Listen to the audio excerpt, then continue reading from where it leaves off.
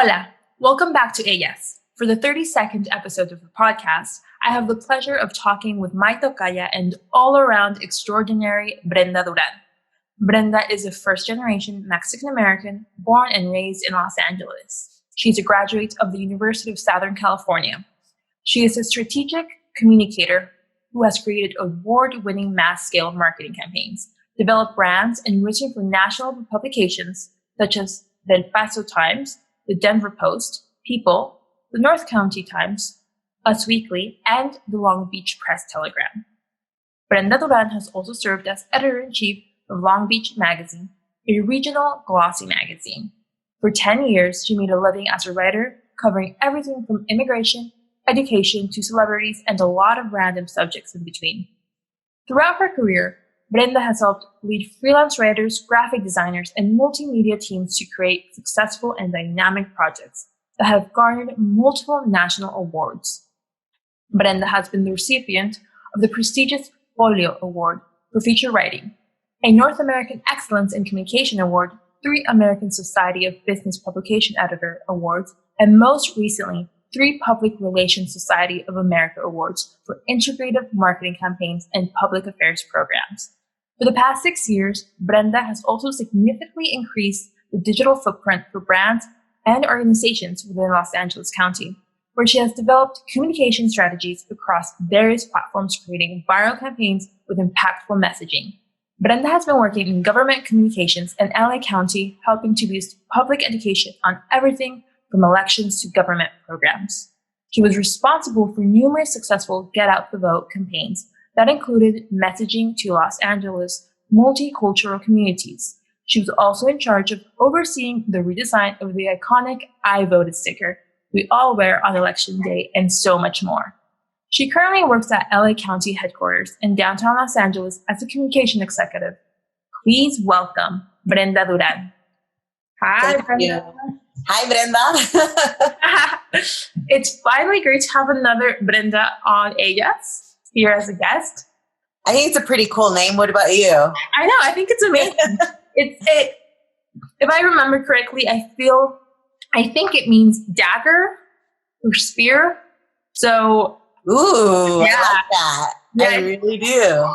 I feel Brenda's just, we fight and we do anything to get what we want and where we want to be. So I think so. Yeah, I think we're very strong-willed, mm-hmm. and the name is appropriate for you and I think. But first of all, I want to say again, thank you for being here on Ellas. And your story, your journey is just mind-blowing, inspiring, and it's something that just warms my heart. And I hope, I know that our listeners are just going to be super excited to learn more about you. As you know, I like to start every episode by asking my guest, can you describe who you are, who Brenda is? Wow, that's a big question, but I think who is Brenda? Well, I'm definitely somebody who has always been a very, very curious-minded individual who is constantly seeking more. That's the way that I would describe myself in a nutshell. I am somebody who is not happy with status quo. I always feel like there's room for improvement and there are ways to make things better. And I get really excited when I start to think of how I can be a part of that. How can I make something better? How can I contribute what I know in my skills to making things better? I'm definitely somebody since childhood who has always been extremely curious. And I have always been somebody who, I always make sure that part of me is consistent, because that childlike curiosity has led to some really, really fun and interesting things in my life. So that's the best way that I would describe myself. I'm also extremely ambitious and somebody who is always looking to better themselves and the people and the things around them. Yeah, just seeing your, what you've done, it's clearly who you are. You drive to be better, you drive to do more, and you excel. I think you set your goals and accomplish them. You grow even more. That's completely you. Yes, absolutely. It's something that it's like every time that I'm given a challenge, I always feel like not only how can I meet this challenge, but how can I surpass it? And how can I come out on the other side even better than that? Yeah. And so since you were a little child, you always wanted to like do more, right? And not settle for the status quo. And I imagine like I can completely understand that. Like I get that. Like because in our community, Latinas are expected to be a certain status quo, to be fit into this box, right? Yes. And when was that time? And I imagine since you were young, but when was that time when you decided, I want to do more with my life and I just do more in terms of like your career in communications? And was it a goal to always communicate to our Latino community, or was it more for you to grow? What was those reasons? Oh, yeah, that's a really good question. And I always like to go back to high school for this story, because I think there was a very pivotal moment in high school that really changed a lot for me.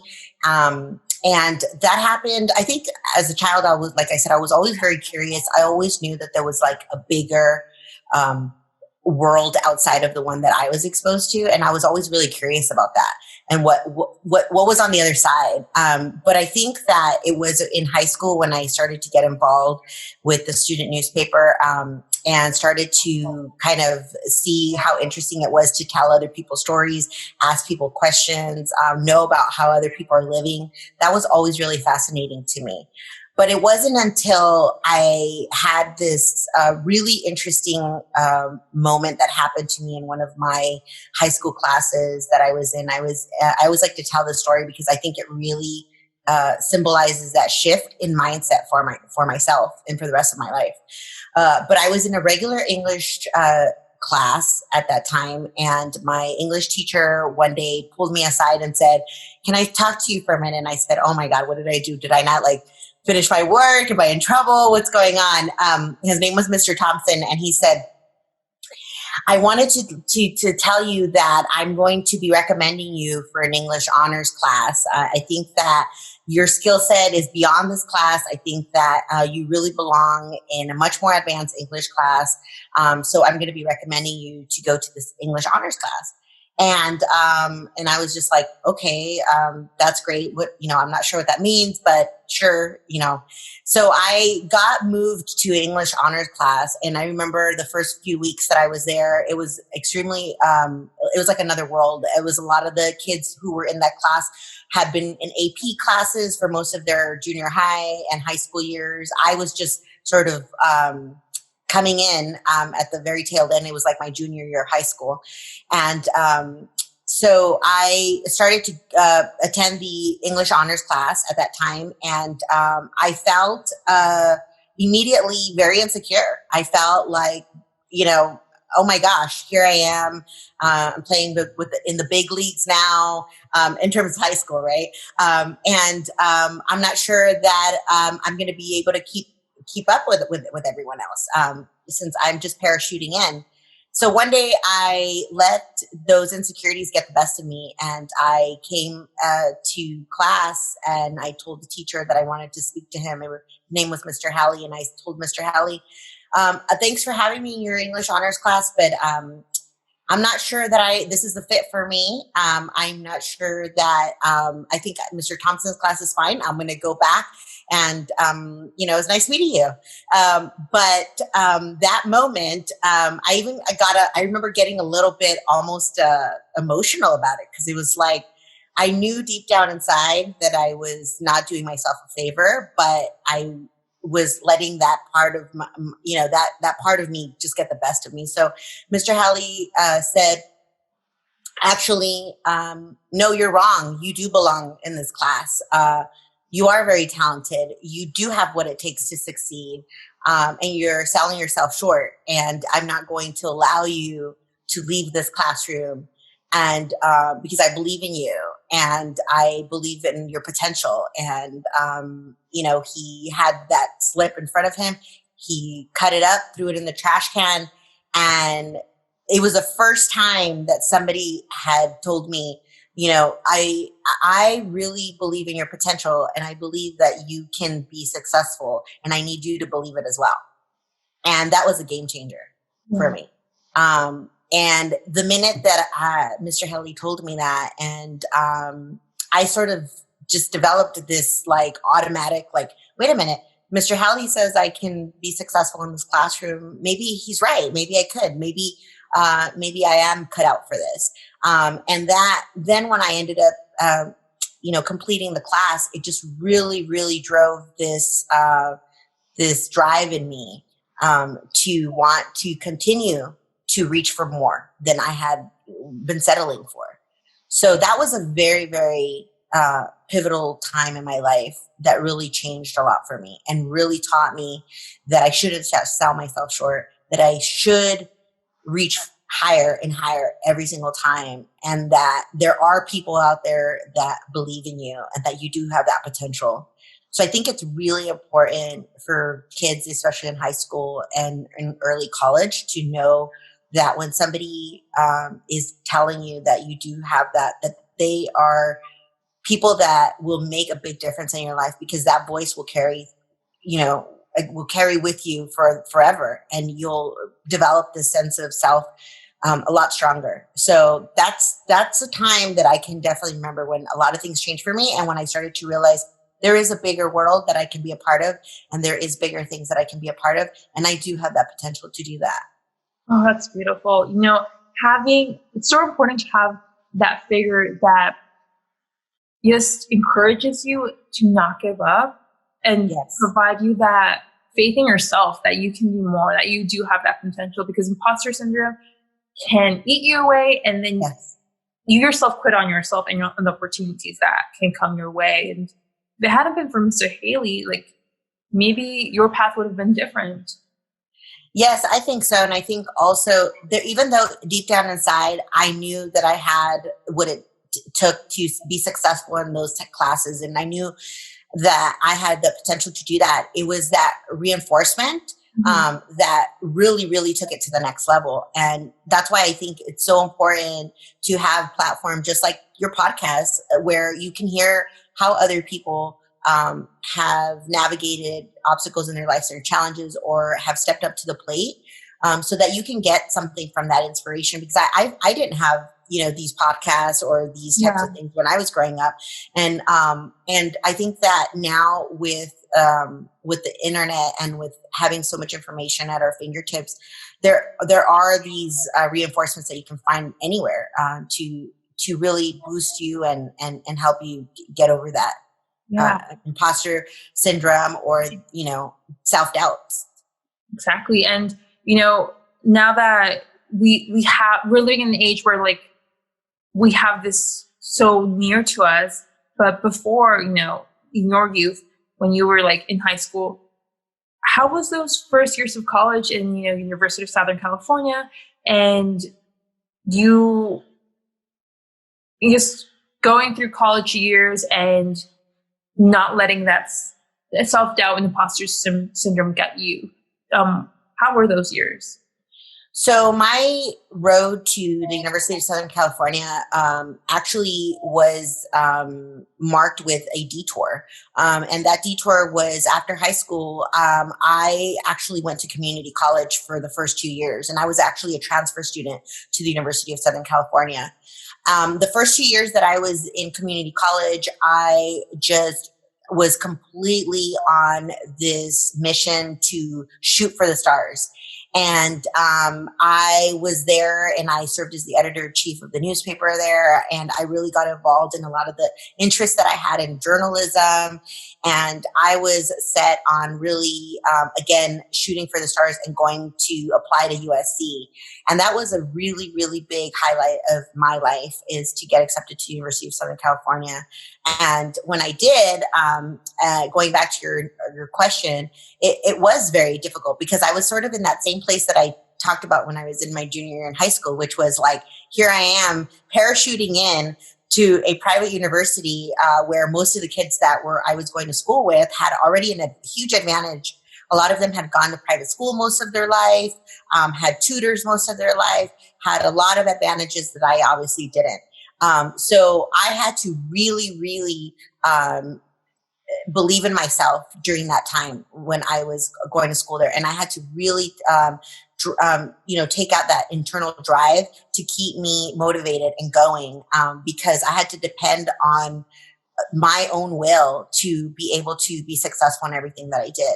And I always like to tell everybody, especially Latinas, that, it's really important that we recognize that this is in our blood. We come from a warrior spirit. We come from our ancestors who we can draw a lot from in terms of being people who were up to the challenges and were up to being strong and being strong-willed. And that's already in our blood. It's already in us. And even though it's great to have these reinforcements, just know that type of energy lives within all of us. And I've always felt that way my whole life. And I've always known that was there. So when I was in college, I think the first few years, you feel that type of, you feel that type of pressure, especially when you're competing among people that have had a lot of bigger advantages over you. But I have to say that in those challenges, what I've always found was that they were also a huge gift. It was a huge gift to be able to navigate obstacles and challenges like that at such an early age, because it really, really prepares you for adulthood and all of the things that come with that. So I think that it was really important to go through that, because it really helped me strengthen my resilience and be able to navigate obstacles later in life a lot easier. So, yeah. And did you have a support system, of fellow Latinas that were in USC, or did you have, other figures like professors that kept motivating you? How was, those highlights of going to your dream school and just not only studying what you loved, but also having people that were there for you? Yeah, I think that most of the support system came, I think, within myself. There was definitely people in my life that I had that knew what my interests were. I had some really incredible internships around the country during my time in college of people who gave me opportunities and believed in me. And definitely those came in handy because they helped me, get involved in the field that I really wanted to pursue, which at that time was journalism. And those people were really great. I think in college, it was hard to find a lot of people with the similar experiences that I had growing up. It was very difficult, especially when you go to a private school. It's not as easy. But like I said, it sort of builds up this resiliency inside of you. It builds up this confidence inside of you. And it really gives you an advantage because you're coming in with a whole different life experience, and that really enriches any type of classroom. It enriches the people around you because they get to learn and be empathetic about the communities that you're from. So that was really helpful. But in terms of having a support system, I think support systems come in different ways, and they come in different forms. It's not always going to be a mentor, because I can't really say I had one specific person that was coaching me and saying, here's how you do this, here's how you do that. There wasn't really that. There was a lot of things I had to navigate on my own: financial aid, navigating the private school system, navigating those types of things. But the support system comes in a lot of different ways. And that was, everything from your family, who my family was supportive in the sense that they were behind me in my dreams, even though they didn't quite understand what it all meant at that time. But they were supportive in that sense that they were happy for me that I was navigating new territory that none of us in our family had before. And then in other support systems, I would say that there were people in my life that when I was going to school that were part of organizations that I would join that were really looking out for, people of color who wanted opportunities in journalism and things like that. So I was drawn to them when I needed assistance or advice on certain things. So the support system could really range from a lot of different people in your life. It's necessarily one person, but it comes from different areas, and it's really up to you to kind of get a little bit from each of those to help you navigate everything. Exactly. And, you said earlier something very important that I also want to talk about: internships. And yes, especially when studying communication, I feel, and every other career, right? Like, in order to get your foot in the door, you have to do internships while you're studying. And for, some people, it's hard because besides going to school, they're working, and they're working in order to help pay for, their tuition and everything. So for some people, it's hard to do internships because some internships are free. yes, They pay you, or if they do pay you, it's very little. mm-hmm. And it is a sort of privilege, of having internships, but I think it's really important to yes. have those because you have that work experience when you graduate, and it opens doors for you. Can you talk about that? Yes. Internships are actually probably the most valuable thing that I did during my college years. Every time I talk to college students, I tell them, if you're not leaving college with at least 2 to 3 internships, it's not going to be as easy as you think it is to find a job as fast as, right after graduation, as fast as you would like.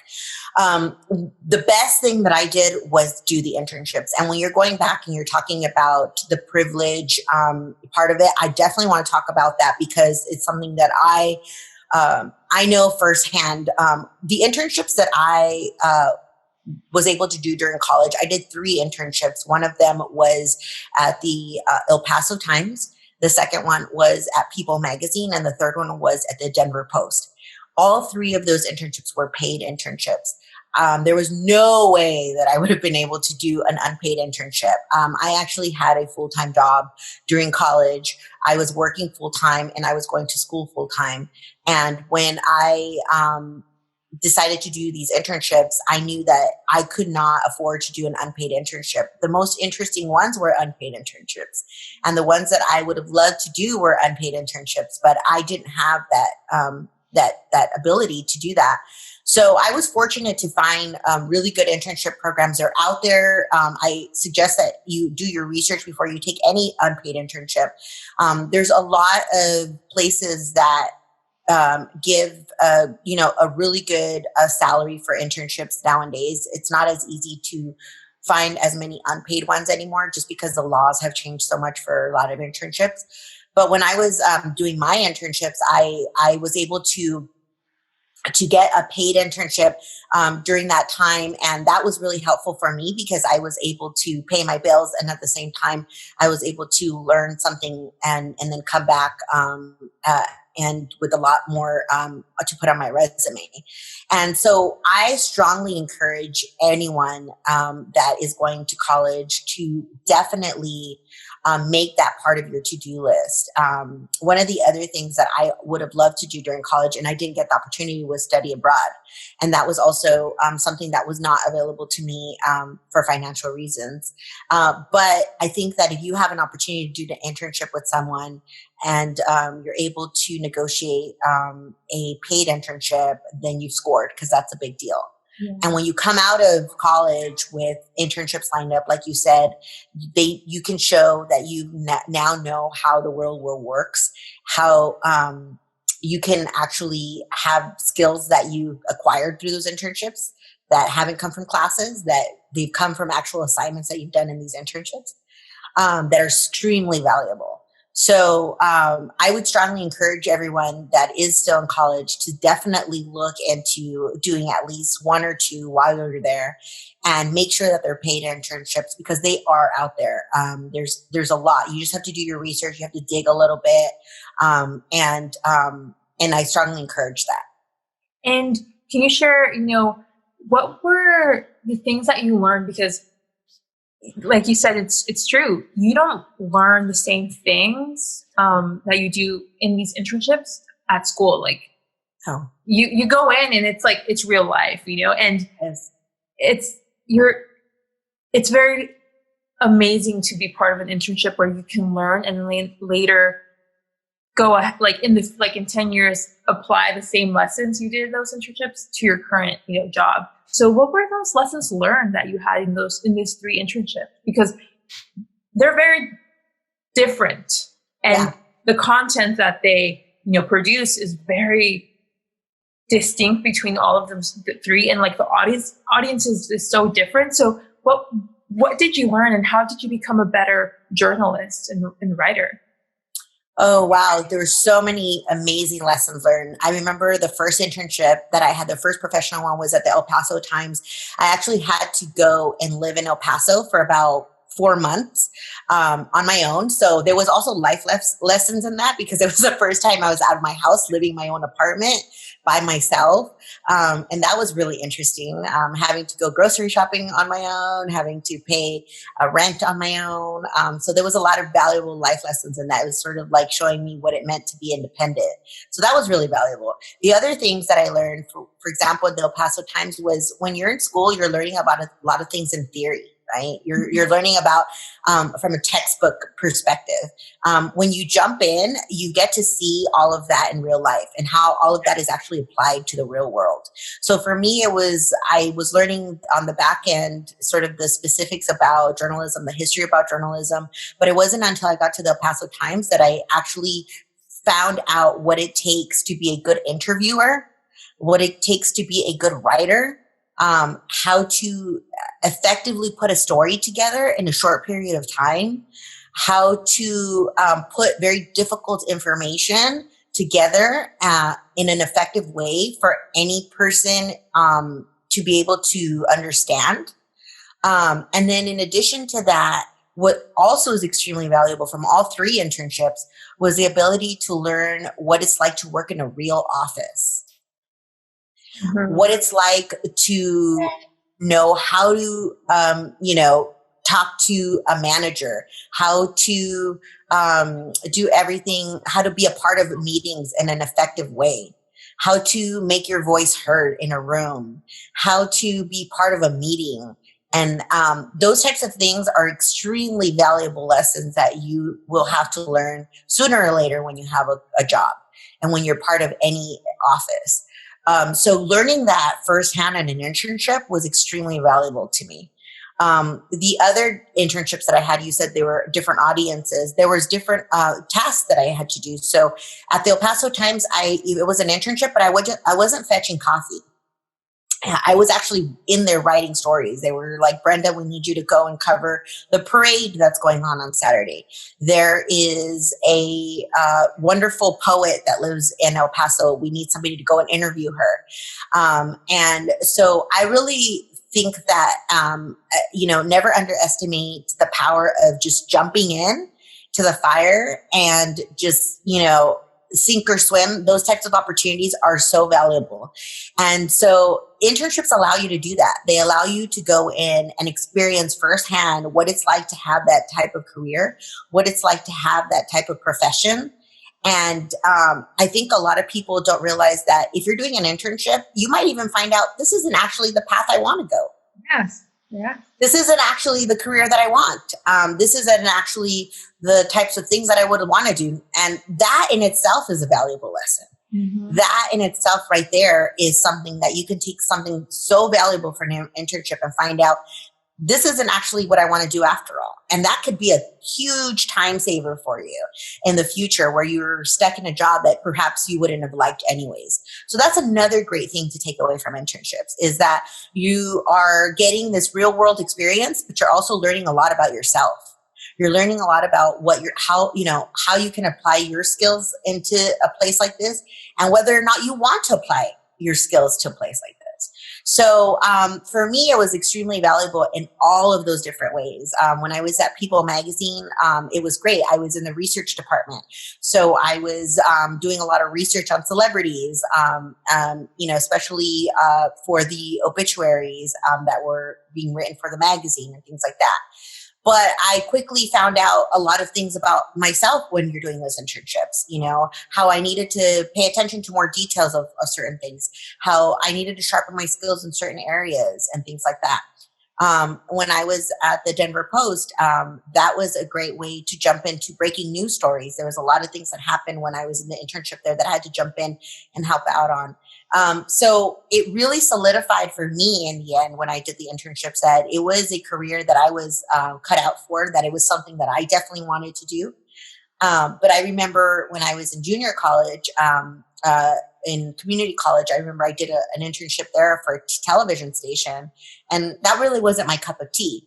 And so I actually found out from that internship also that perhaps maybe that wasn't something that I was super interested in. But when I did the print internships, that was something that I was. So regardless, you're going to take some sort of lesson away, whether it is about life or a profession, you're going to learn something. And that is the most valuable things about internships. Yes, perfect. And I can really connect to that. And you said something very important in terms of discovering things to improve on. And for our listeners, our Latinas who want to go into the path of communication and interviewing in print media, can you share maybe 3 tips on, I feel like I want to touch on 3 subjects.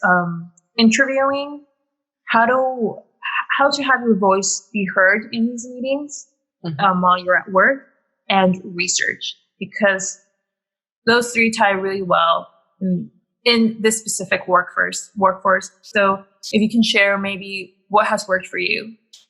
For our listeners. So interviewing in terms of a job or interviewing other people, or interviewing, for other people, and then we can go to jobs. Yeah. Okay. I think it's always the number one key to interviewing people is always curiosity. That's what's going to really drive a conversation with somebody that gets really interesting. And I think being a good listener is one of the key things to being a good interviewer. You have to really, really listen to what people are saying when they're talking about something. Oftentimes, it's a simple question, but if the person feels very compelled to answer it, they're going to tell you much more than what you originally asked. And so I think being a good listener and being very curious and asking questions that are really open-ended are very, very beneficial when doing an interview. So that is, I think, the key things when interviewing somebody, being a great listener, having great open-ended questions, and being extremely curious, because everyone has a very fascinating story to tell and everyone has something very interesting to tell. Yeah. As long as you're listening, you'll hear that, and that'll come across and end up being a great interview.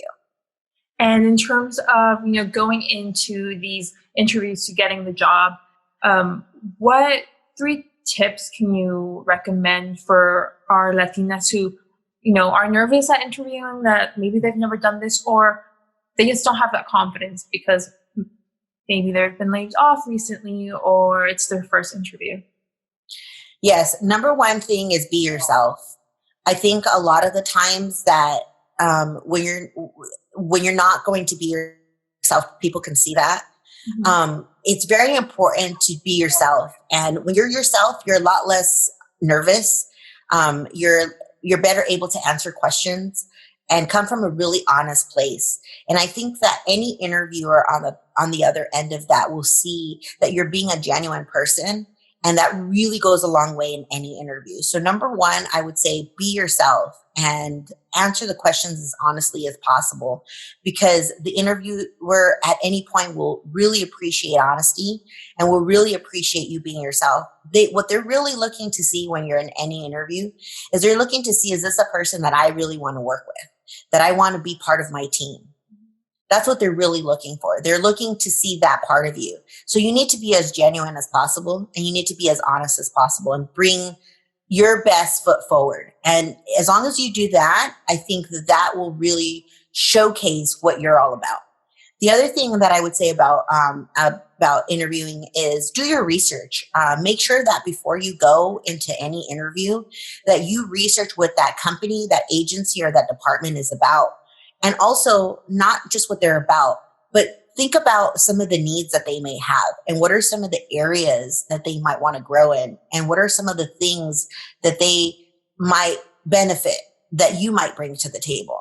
Because when you're in that interview, you want to showcase that you can bring something to the table that will really get them to the next level. So number one, be yourself. Number two, do your research and find out how can I contribute to this workplace. And then the final interview tip that I would give is, it comes back to the confidence level. I think once you've realized that you know what you want to talk about, you've done your research about, everything that they're about and some of the needs that the company has, the last step would be that you are prepared, you're prepared. And when you're prepared, confidence comes out. So make sure that you're yourself, that you're being as honest as possible with your answers. Number two, that you're researching and making sure that you find areas that you can contribute. And number three, you're going to be super prepared, and that's going to bring out the confidence that you have. You're not even going to have to worry about the confidence because it's going to come out automatically after you've done step 1, 2, and 1 and 2. So that's what I would recommend, and being, effective at all your interviews. Perfect. Yeah. And I think you just gave really important tips, especially that can help them in the next area of their life, in every area, with confidence and doing your research and everything, and just being well prepared and being yourself can help you and open the doors for many people. Yes. And like I said, people really, really look for a genuine, honest answer. And at the end of the day, that can really go a long way for you. So being honest and open and being yourself, it is a great way to show them what you're all about. Exactly. Yeah. And, for our Latinas who, are in the workforce and they're, in working and everything, and they have these meetings and they want to share, their ideas, but they kind of feel they don't have their voice isn't being heard. Can you share how you were able to develop that voice with your colleagues and being heard in these meetings, and what helped you in terms of that? I think it all goes back to one of the points that I talked about with the interviews, which is preparation. I think that when you're going to go into a meeting, it's always good to go into every single meeting that you're asked to go to prepared. You don't want to go into a meeting and talk about something you're not really well versed on. So whenever you're asked to be part of a meeting, it's really important to go and do your research before you go in there. What are some of the topics that are going to come up? Oftentimes we're given an agenda before we go into any meeting, and look at the agenda, look at some of the things that are going to be discussed. How can you prepare for the potential questions that might come out of those topics? How can you prepare to give some ideas that are outlined in those topics? And I think that when you can bring something of value to a conversation, people are going to listen. And as long as you are able to do preparation before any meeting, and you're going in there with well-researched information, things that you looked up, that you can share that perhaps hasn't been brought up in the past meetings, I think it's really important to make sure that with that preparation, you go in and you share something valuable that perhaps no one's brought up before, and people are going to listen. Because when you're going to any meeting, it's all about bringing some very innovative and cool ideas that no one's else brought up. So I think it's really important. In order to have that, you need to prepare. So you need to know what's going to be discussed, what potential questions might come up, and feel confident in your answers because you've done a little bit of research before you've gone in there. So make sure that every time that you're in a meeting also, that one of the biggest things that I always like to tell people that I have managed in the past is, it's great to bring up issues and problems, but always bring a solution. Always bring a solution. If you're going to bring up an obstacle or something that needs to be fixed, or anything that is a challenge, I think the best way to really, really set yourself apart in any meeting is to bring a solution with you. Yeah. And so be that person that has the solution, be that person that has the ideas, be that person that everyone can look to. And I think in that is the best way to really, really, really have a seat at the table, is to always make sure you have a solution to whatever problem exists. And if you don't have a solution, you have some ideas of how we can bring a solution. So I think that's really important.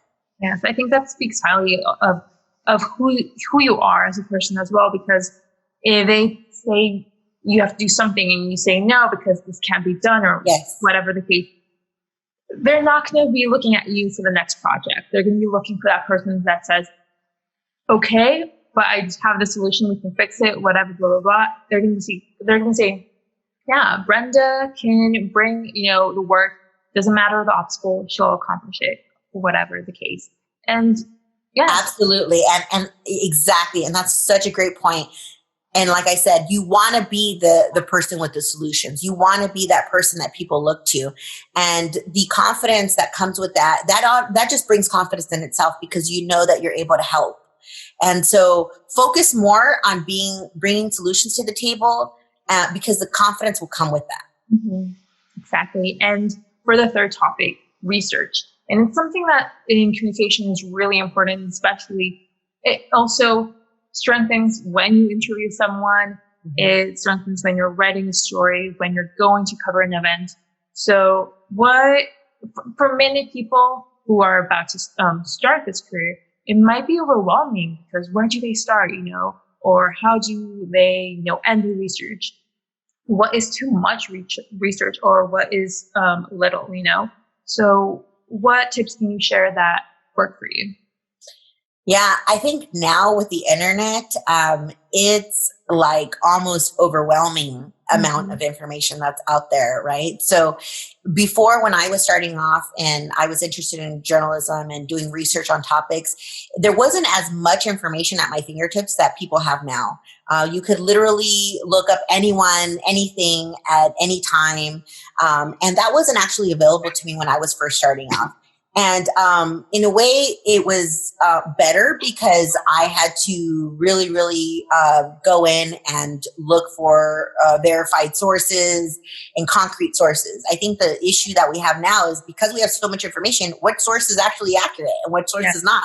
We have so much information at our fingertips. It's almost like you have to research the research, because you have to figure out what type of stuff can I actually believe and what's not. So you have to just be really smart about your sources. And I think that when you're doing any type of research, you just need to be smart about your sources and make sure that they're coming from legitimate places, that you're getting information from. If you can get the information from the actual source itself, that is really good. And it doesn't, still going back to old fashioned days where you want to pick up the phone and call somebody to ask them about it. That is actually a really good way to research something as well. I think talking to people and not just being dependent on the internet is also beneficial. So talk to people, whether it's about a company or whether it's about a person, talking to other people about the types of things as research or as a form of a source is really beneficial. Now, with so much information at our fingertips, it's more about being able to figure out what information is going to be beneficial to you and which one is legit, because there's so much of it. And then just being smart about the sources and being smart about where you're getting information from and researching. And like I said, like the old fashioned days, you can still pick up the phone. You can still call people. You can still ask them. You can still connect with people online in a one-on-one and learn about something or about someone. And that's also beneficial in itself. Never underestimate the power of reaching out to a person and talking to them about a subject that you're really interested in knowing about, because that's almost most of the time the best research that you can do. Excellent. And now I want to go deeper into you and share with us those years after, graduating and finally, working and being, editor-in-chief of Long Beach Magazine, and just learning more about you as a mujer, and also learning maybe journalism isn't the path, but because you transitioned. Yes. So what were those lessons learned, those highlights while the first years of your career? Yeah. So when I first started my career after college and I got my first job, I was working out in San Diego. I was a newspaper reporter. I was, very excited. I was covering education, immigration, a bunch of stories in between, doing feature stories. I was loving it. It was awesome. This was right before, a few years right before the last recession hit. I just recently wrote a piece about that experience because I think it really resonates with a lot of people today. Yeah. And I want to talk about that because I think it's really important. So I was working as a reporter, and close to about 2008 is when I started to see things shift in the industry that I thought I was going to be in for about 20 years. Ad revenue started to decline. There was a lot of the offices that our newspaper owned started to close. And I sort of started to panic inside, and I started to think, oh no, I don't think this is headed into a good place. I started to see a lot of colleagues that I was in journalism with lose their jobs, a lot of layoffs. There was a lot of newspapers cutting back and even closing, as we continue to see today. What happened was that I actually left the newspaper and I went to go work in celebrity news for about a year. And that was an interesting experience. Again, I thought that it was going to be something that I really liked. And I thought for the first year it was really fun, but it wasn't aligned with what my core mission, career mission was, which was to be of public service.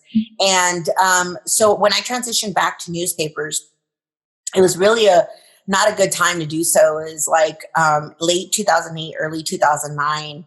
And it couldn't have been the worst time to be in print journalism. I actually was at my another newspaper job again.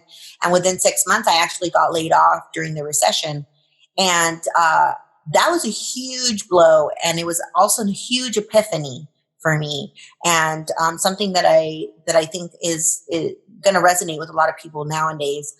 When I lost my job, it was like I felt like the world around me was crumbling. It was a huge blow to this, 10-year plan that I think a lot of us in our early 20s like to have, right? Yes. You'll soon find out that that's not always, that plan doesn't always pan out.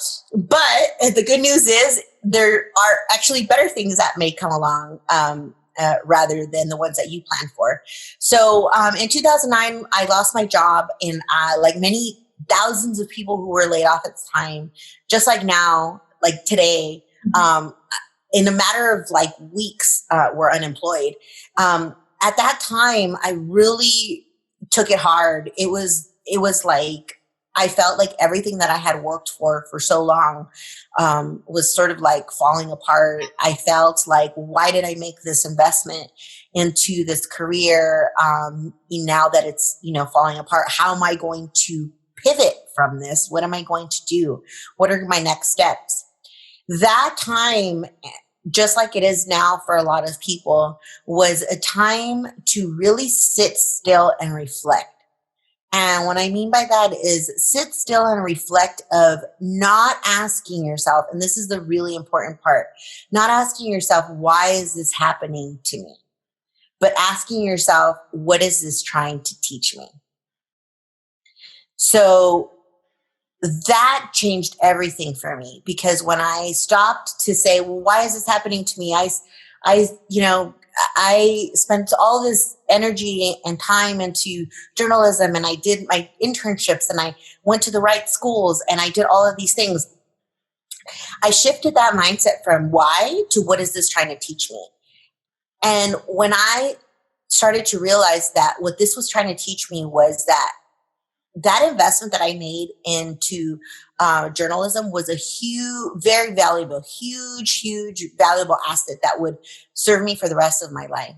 knowing how to put a story together, knowing how to talk to people and interview people, knowing how to the creative side of things work, knowing how to do all of these things was something extremely beneficial that was a foundation for everything that I would do for the rest of my life. And what it was also trying to teach me was that in life, you have to pivot. Mhm. And pivoting is not always bad. Pivoting is actually a really, really, really good thing, because even though things might shift on you, that doesn't necessarily mean that everything that you worked for is falling apart. All it means is that you're going to shift your priorities to a different type of mission, and it could be just as valuable or more than the one that you were originally on. So that was a very valuable lesson. I think nowadays, a lot of people that are in this moment who perhaps even have lost their jobs, have to take this opportunity to really sit down and think that, what is this trying to teach me right now about my life, about my career, about my skills, about things that perhaps maybe I should learn, or things that I may, should pursue. It's a very valuable thing, but in order for you to do that, you have to sit still and kind of listen to yourself and get quiet. And that's what happened in 2009 for me. And although I spent a little bit of time after that running a magazine and working for a publication company a few years after that, it was actually preparing me for my career that I have now. And those types of things made me a lot more open-minded. And when you go through these types of things, you have to understand that if you're willing to listen to that voice inside of you that is going to be teaching you this lesson, what it's going to do for you is going to open a lot of doors. And once those doors open for you, you're going to realize how many possibilities there are out there for you, no matter what skills you have. And we need to continue to be open-minded, because we're all evolving as we grow older. I've evolved. The priorities that I had at 21, at 22 are not the priorities that I have at my age now. Yeah. And things are going to change, and you have to be open to change. And as long as you're open to change and you're embracing the new things that are going to come your way, as long as you're embracing those types of things, you're going to be successful. And there's nothing to fear, because as long as you have open arms and you're embracing new things that are coming your way, you're going to know that there's success behind that, as long as you're willing to go along for that ride. Yes, your words are touching my heart right now. And I connected so much with what you said, because in my career, I've been laid off twice. The first time, I did not listen to your advice. I was too focused on, why is this happening to me? Mm-hmm. But trust me, on the second time, I stayed quiet. And I pivoted, and I'm so thankful that I did that. Yes. And I also remember the beauty of communications. Yes. This career is so beautiful and so vast. And it reminds you you have to pivot, and that there's so many paths one can take. So many. And the core of communication is in everything that we do as a society. Mm-hmm. And when you recognize that, you'll learn, wow, the world is my oyster. There's so many things I can do. There's so many opportunities that I can do and be a part of. So it makes me happy. And so oftentimes it takes one or two times to learn that lesson. And it's a very hard lesson to learn. And I want to go back to that, because it wasn't like a walk in the park and I had this epiphany. It was really hard.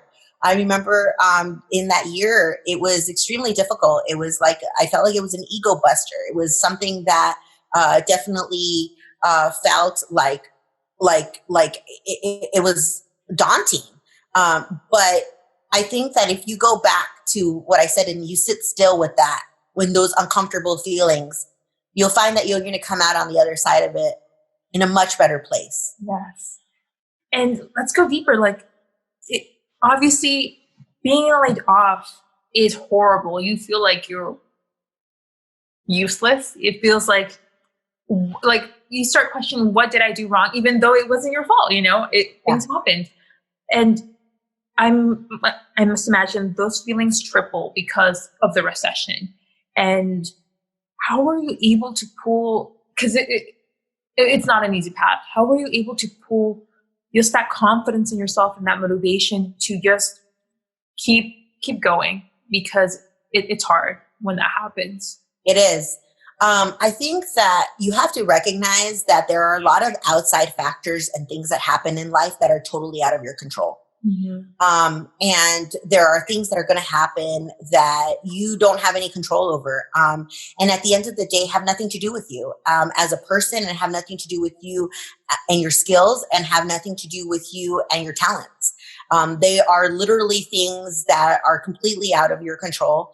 That is why it is so important to sort of make sure you learn how to ride those waves, because they're not going to come just in jobs. They're going to come in your personal life. They're going to come in friendships, and they're going to come in relationships, and they're going to come in these waves. And I think it's really important, not just career-wise, but in all of those, to learn that you have to ride the waves and know that when things are changing, they're changing for you in a way that perhaps you can't be short-sighted and see that it's not going to be as bad as you think it is, that it might be actually something better coming your way. So when we embrace that open mindedness, and we embrace an open mind at all times, we can bring that strength within us to know that we can continue on, because all of those talents, all of those skills are within us, and they're going to be utilized, maybe not in the place that we really wanted to initially, but they're going to be utilized in another place, and they're going to be beneficial to another job that you might go to, or to another space that you might want to embrace.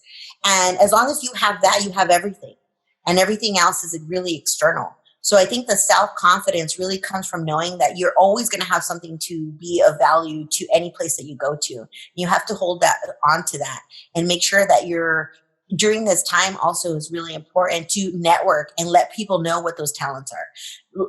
Communicate and reach out to people in your networks and tell them, what it is that you can bring to the table, because it's very, very critical and important that when you're out looking for a job, or you're in these types of situations, that you're networking with people, because people are always looking for talented individuals like yourself. So never underestimate the power of networking in these types of situations, because they are very, very beneficial. When I was laid off in 2009, I actually got called to run Long Beach Magazine, because I had worked with somebody in my previous job that knew, my skill set, and they entrusted me with their magazine to be able to run it and to do that. And so I think it's very important when you have that open mind, and then you're also doing the networking, and you're putting some work into this. Mm-hmm. And that's the important part, putting work into it, both mentally, socially. Things will start to open up, and there will be doors that will open up for you. You just have to keep believing that's going to happen, and eventually it does. Yes. And I feel it's so important it goes back to the networking as well at your job, where you are, and being that confident self, and for always providing those solutions. Like all that we've talked about in this conversation brings back and helps you when these moments come in your life, because absolutely. Previous colleagues will pull you back because they know how you work, what you bring to the table, and they will help you open even more doors when you need those opportunities. And going back to your question about the interviews, you're on your interview your whole career. Just know that. That once you get past the interview phase and you get the job, just think, always have the mindset that you're constantly on this interview. All projects that you're doing is an interview. All of the things that you're involved in is an interview. And you're demonstrating to people every single day at work and with the projects that you're doing, what the capacity of your skill set and the value that you bring to the table. So never let that go, because that's always going to be a very important part of your life, is to make sure that you're on your A game all the time. As long as you're on your A game, everybody will recognize that, and you'll always be a valuable asset to every single place that you work. So I think it's really important to just make sure to stay on your A game, and to always, make sure not to stay stagnant. Constantly be evolving. And just like you do with, being open-minded about jobs and about the future, you need to do the same thing about your valuable skill sets that you have, always sharpening them, making sure that they're up to par with, the standards of today. And those are very valuable things.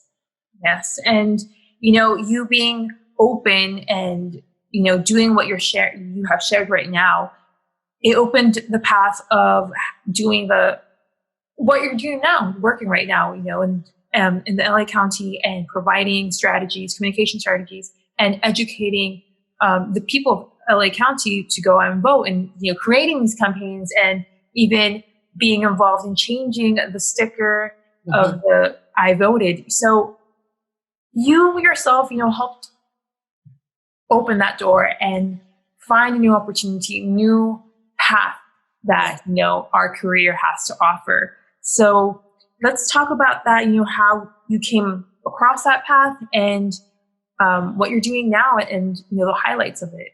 Yeah. So after about 6 years ago, when I finally left the print journalism world, I sort of felt like I went into government communications a little bit, with an open mind. I didn't really know what it entailed. I was not familiar with this new industry world. It was totally a new place for me. What the greatest part for me was when I first got my job in government communications was I didn't imagine the opportunities that would open up to me and the ones that, like they have now. I saw a huge need for people like myself and the skill sets that I have in this space. And it continues to grow. It's actually even more so now. But it was a huge opportunity for me to really start to craft and set a foundation for this government agency that I was working at the Registrar Recorder's Office.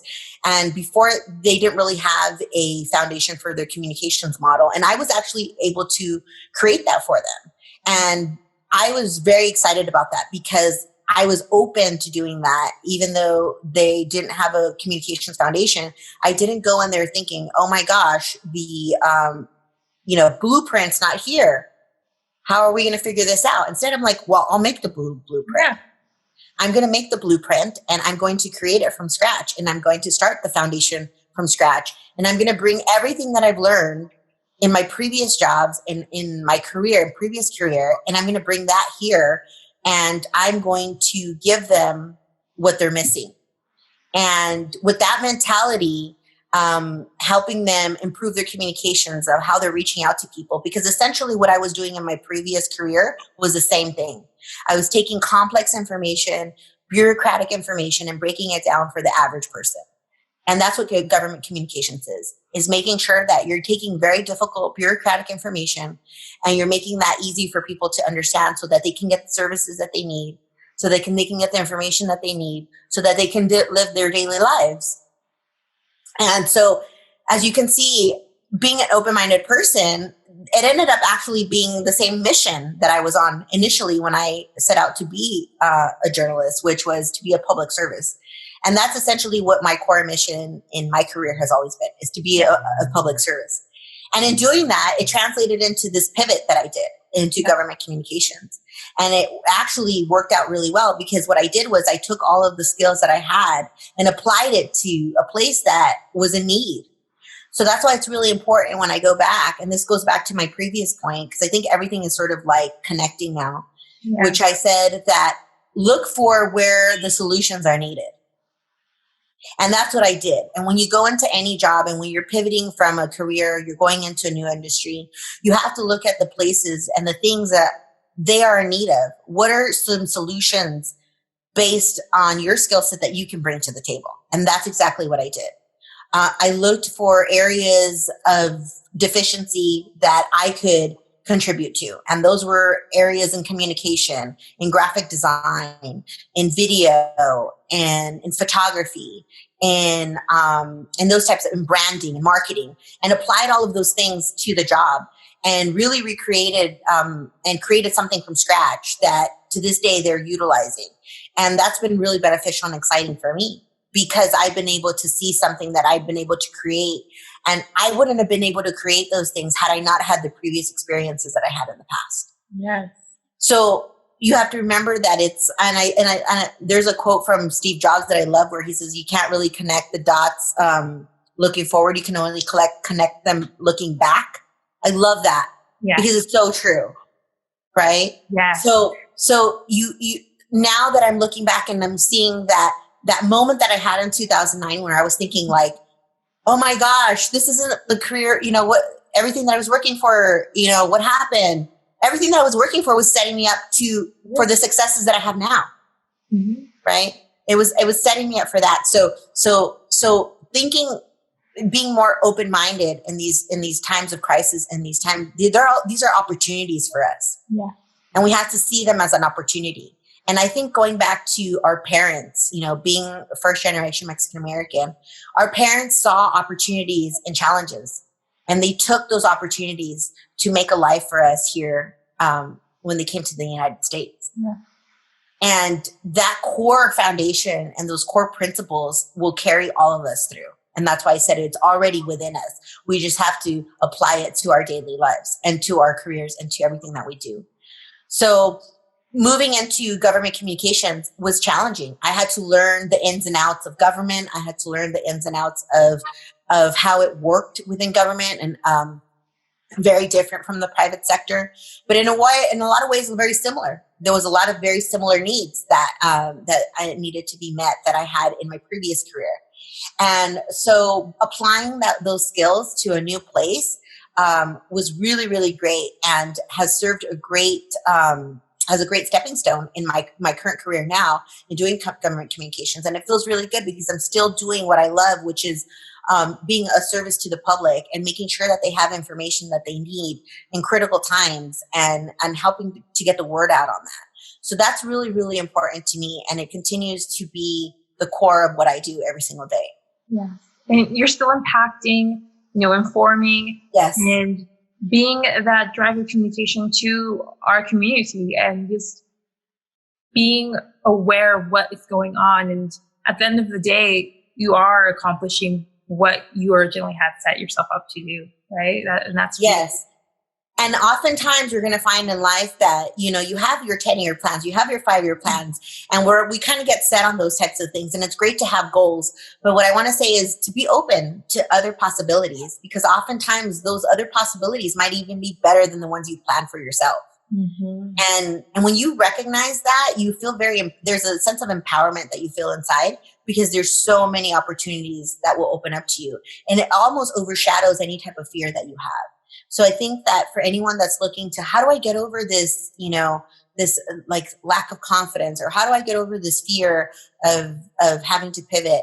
Just think about all the opportunities that you have at your fingertips. They're endless. Yeah. If you're willing to embrace that and be open to that. Exactly. Very good. Well, yes. And throughout these years of working in the government communication sector, you mentioned that it was a learning curve. Yes. What were those lessons learned, and that you now look back and you're like, oh, thank goodness I went through that experience, because now, I'm better from that, and I can bring more better solutions. Yeah, I think the learning curve was obviously learning how bureaucracy, when things can be very bureaucratic in government. Mm-hmm. So kind of like learning that things are not as easily done as they would be in the private sector. So that's like a little bit of a learning curve. Also, you have to understand how to translate information about the government to regular people. There's a lot of jargon that needs to be explained and things like that. So like any industry that you go in, you have to kind of like learn the lingo and learn that type of stuff, and how you can best tell regular people about it. So that was a big part of the learning curve, but it wasn't like that difficult, because when I was covering like education and things like that for the newspaper, I had to like go into like very like complicated board meetings and things like that, and try to get that information and explain it to the public. So, kind of goes along the same lines of my previous experience. Mm-hmm. And, throughout the time that you've been working in this industry, what have been those highlights that, make you proud of the work that you've done and the goals that you and your team have accomplished, because they're big. Yes, that sticker, the I voted sticker, that's incredible. That's seriously a moment in history that it should be known and celebrated for more Latinos to know that you've done that. Yeah. So I think the proud moments that I have is being able to have gone into a place that didn't have a structured communications model or a communications office, and being able to create that for them. And in addition to not only so that it could, function, but also thrive. So I'm very proud of the marketing campaigns that we did together when I was there. And also being able to be a part of the modernizing of a lot of things that were done there, including the I voted sticker. When we had a conversation about that with the graphic artist, we were like, let's revisit this, and let's make it cool, and let's make it modern, and let's make it like 2000, in the 2018, let's make it that type of, cool and modern, that people are going to want to wear it, and that we could be able to get the people's attention about elections this way.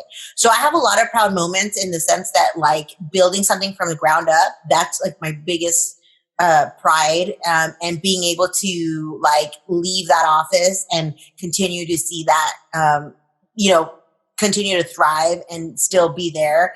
And that I was a part of that. That's very exciting to me. And then also now in my current position, being able to go in there and kind of try to do the same thing. And that's exciting. That's exciting for me. And I think those are some very proud moments that I'm able to go into a space like government communications, not only apply my skill set to it, but then help them thrive with it, which is really, really exciting, because there's a big need there for good communications in government, for people to be able to look at government as an authoritative voice, and for government to be able to also meet people where they are in terms of technology and social media, and then to be able to facilitate that between government and people is awesome. Yeah, and then, those successes have been great. And then now in your current position in the LA County headquarters, you're doing big work and necessary work. And obviously that has changed a bit due to the pandemic. And can you share with us, how that has shifted your work and how you've been able to adapt in order to deliver, the work, the message to the LA County community? Mm-hmm.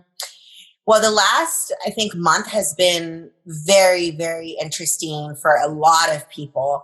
I felt like in my shoes, a lot of things shifted very quickly. I remember this topic being discussed in the board meetings initially, and I never really felt that it was going to, become the topic of the year at that time, in the beginning of the year when they were initially talking about it. And about a month ago, I think everything got turned upside down, and the world got turned upside down, and this pandemic really exploded and it became an issue.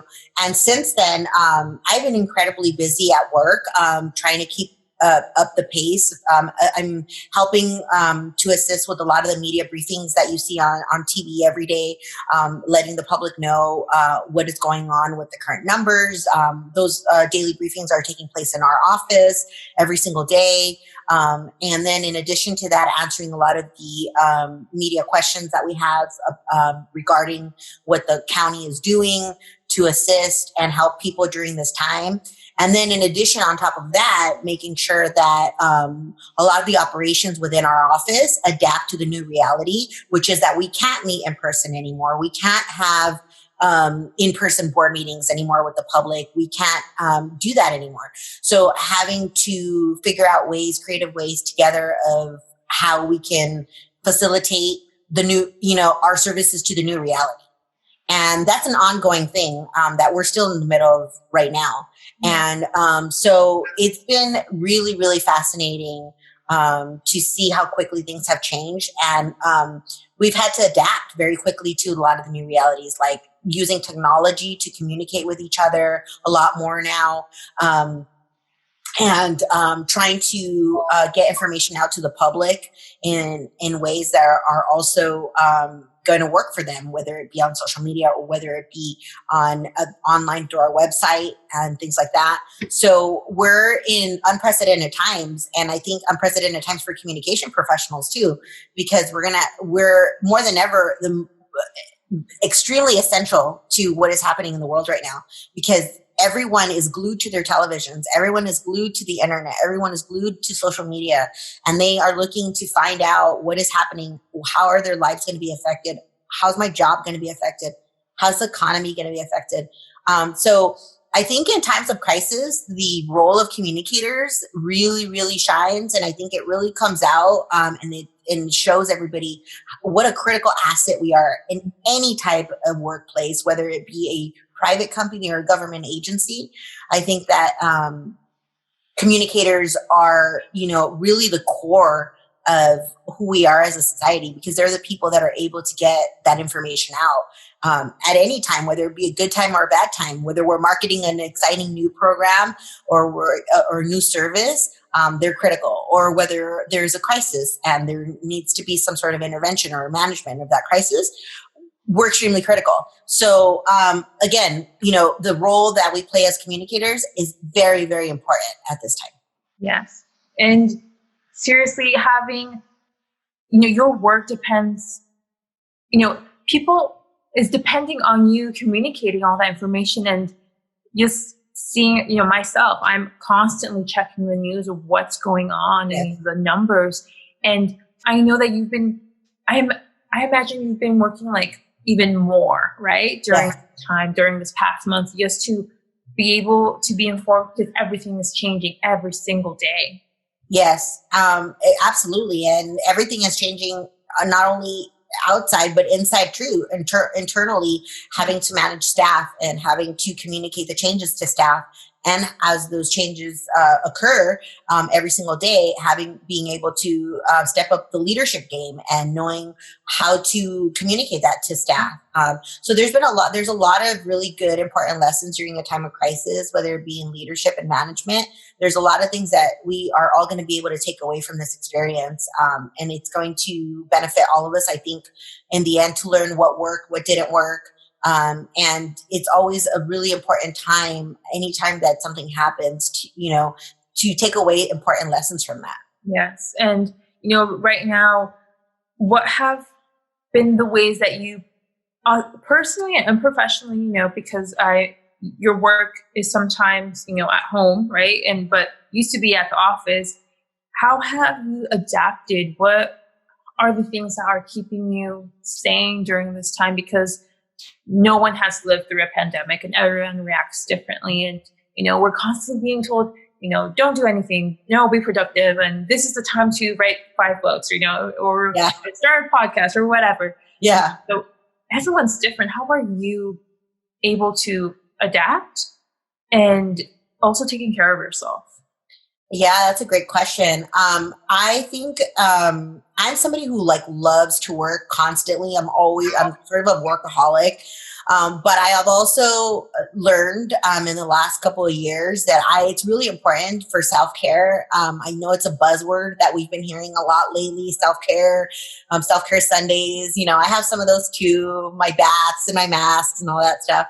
I definitely do all that. But I think it's really important for me. One of the key things is that right now we are in the middle of a pandemic. None of us has ever experienced this before. Although we had some disruption back in 2009 when we had the recession, and that was a big disruptor for a lot of people and caused a lot of stress and anxiety for a lot of people. And I think that right now for me, what's been keeping me sane is that I have to cut out the noise. And I also have to make sure that I'm conscious of how much information I exposing myself to every single day. So in my job, I'm receiving a lot of information because I'm sitting there, I'm watching the daily briefings, I'm doing all that. But I think that when I'm off of work, I really limit my intake of information to 1 hour of news, and then I'm done. And then after that, I will focus on some of the things that I need, whether it be restocking my vitamins, whether it be reading a book that I want to read, whether it be connecting with friends or family that I haven't spoken to. That seems to always be a great way to disconnect from everything else. But I think that's really important that you have to disconnect from some of the noise, and just take some time for yourself, whether it be every single day or every other day. I think it's really, really important to do that, because you could get really wrapped up in this rabbit hole of social media, rabbit hole of news. And at the end of the day, 3-4 hours have gone by and you're like, I've been plugged into CNN for the last 3 hours. What have I done? So I think that it's just really important to make sure that you're kind of like creating a routine for yourself every single day, whether you're at home. Create a routine the same way that you would if you were going into an office. Getting up at the same time every single day is really important. Making sure that you're editing you have one news source that you really like, that you're checking in with maybe once or twice a day at the max, and then that's it. Limit the amount of information. As long as you have the key information of what's going on that day, you're good. I think also social media is an interesting time for social media right now. I think that a lot of, especially people who are influencers, are really confused as to what they should be posting online and things like that. It's always been really interesting. I almost feel like it's a little bit of a social experiment. Yes. To see what's going on there, right? So I think it's really just important to figure out what, again, and this goes back to my thing about what I did in 2009, which is sit still and listen. And what is it that your inner self is telling you that you need at this time? Mm-hmm. Is it that you need more quiet time? Is it that you need to connect with someone? Is it that you need to take a deep breath?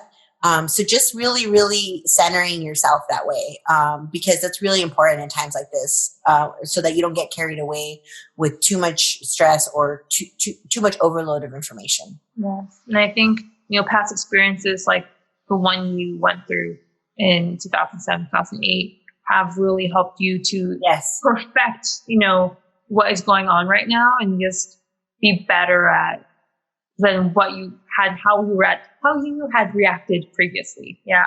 Yeah, I think so. I think that uncertainty is never something that anybody wants to experience. And I think it makes a lot of people nervous.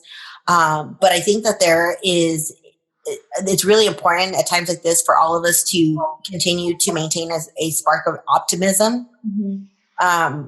And I think especially in challenging times, you just need to recall that feeling constantly so that you can maintain focus and take time for yourself, because it is important to take care of yourself during this time. Yes, it's really important because, right now our health is everything, and if we're not taking care of that and we're like overstressing and overworking, or just you're going down that rabbit hole, it's going to affect, that, and then every single thing that happens after that in our lives. So it's definitely important to keep optimism and just not, go into that rabbit hole of stress. Yeah, absolutely. And I previously, before recording this episode, I had reached out to you, our listeners, and asked you on social media, on our Instagram at ellasthepodcast, what questions do you have for Brenda? This is, her working in the government sector in communications is amazing. And I imagine a lot of people have questions of how to get in, and, doubts that maybe they don't have that person. And now that we have Brenda here, she can answer a couple of your questions. And a question from Ileana Salas. Mm-hmm. She asked, do the FEMA PIO certificates mean anything? And should I have them on my resume? Mm-hmm. So she's talking about the FEMA PIO certificates, and those are usually given to public information officers. Mm-hmm. And a public information officer is a fancy sort of title, a payroll title that's given to government workers who are spokesperson or responsible for being spokesperson for whatever agency they work for. So the FEMA PIO certificates are really, I think, important if you are working in disaster management or a lot of agencies that have to do with emergency response. What they teach you by getting that certification is a lot of disaster response, how to do crisis management. I think any type of certification, whether it comes from the FEMA or it comes from any other agency for public information work, is very, very important and great to have. If you have the means to take the class and apply for the class and you can get certified, I think that's a good idea. It's never hurts to have more skills and never hurts to learn more. So I would definitely recommend it, especially if you're going to be applying for an agency that is going to be utilizing that type of skill set with emergency management or crisis management. The FEMA certification is a good one. And I would continually look for more opportunities to get certified in other areas. And it's never a bad idea to get more education than you can. Excellent. And another question is, can I become a PIO with less than 5 years of experience? Yes, you can become a PIO with less than 5 years of experience. There's different levels of public information officers. Usually the starting entry level is a public information assistant. And public information assistant usually is about 1 or 2 years of experience. If you wanted to be a public information officer, you can definitely do so with less than 5 years of experience, as long as you have about 2 or 3 years of experience. It depends what level it is. Sometimes some agencies have public information level 1 and 2. Level 2 obviously requires more, about five or plus years. But if it's PIO 1, usually you're able to get a PIO 1 position with less than 5 years of experience. If you feel like you have the skill set for the job, definitely apply for it. It never hurts to put your name in the hat. And I would strongly encourage you that if you went to school for communication, that type of education background, you can definitely apply for the public information officer positions that are open. Perfect. And the third and final question from Melba Telles, previous guest. What keeps you there? Who is this industry best for? Wow, that's a great question.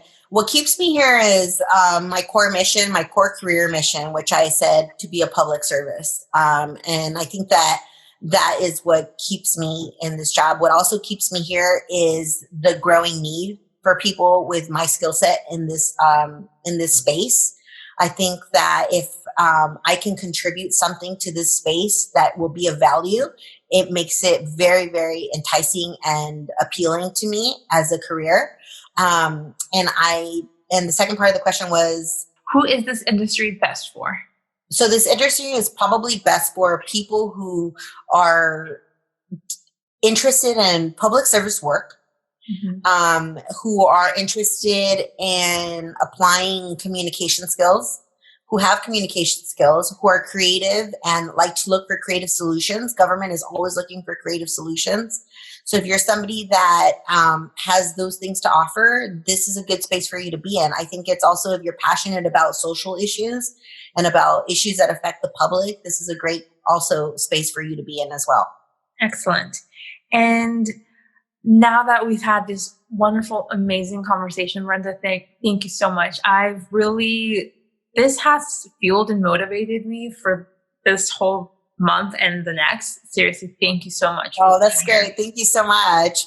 And, I want to close this amazing conversation by asking you, if you had the opportunity to travel back in time and see little Brenda, what would you tell her at any age? Ooh, I would tell her to keep believing in herself and not sway, because there are big things ahead for her, and to continue to stay focused on that, and to continue to keep that curiosity alive and that childlike curiosity alive, because it's going to take you places. Yeah, that's what I would think. Oh my gosh. And I truly feel and believe that more amazing things are going to come your way. Like, your journey is like, you're still like in the middle. Like, there's so much more that you're like, just talking with you, and you're going to accomplish so much more. And I'm excited to see that. And you're seriously an inspiration. And like, thank you for sharing your journey and your stories here on ADES. It's It's amazing. Thank you so much for the work. Brenda, thank you so much for having me. I had such a blast talking to you today, and I just want to give you a kudos for having an amazing platform for other Latinas to be inspired with. I'm sure with your podcast are changing so many people's lives right now and building their self-esteem and confidence to go and pursue their dreams. And I'm so happy to be a part of that. So thank you so much. Thank you. And, where can our listeners follow you? If they have a question or if anything, where can they reach out? Yes. So you can visit my website. It's bduran.com. And they can also shoot me an email. It's bduran5@yahoo.com. And I'm sure you can link that on here on the podcast. And feel free to connect with me on LinkedIn as well. And I'm happy to answer any further questions that anyone might have after this podcast. Perfect. Well, you heard it here. Brenda is, she gave so much advice during this episode, but if you have even more questions, please reach out to her. She's going to answer them, and she's an amazing person, an amazing Latina. You will be tremendously inspired. And I hope you were inspired throughout this conversation, because I was. And thank you for listening to another episode here on Ellas. You can follow Ellas at Instagram. That is ELLAS, the podcast.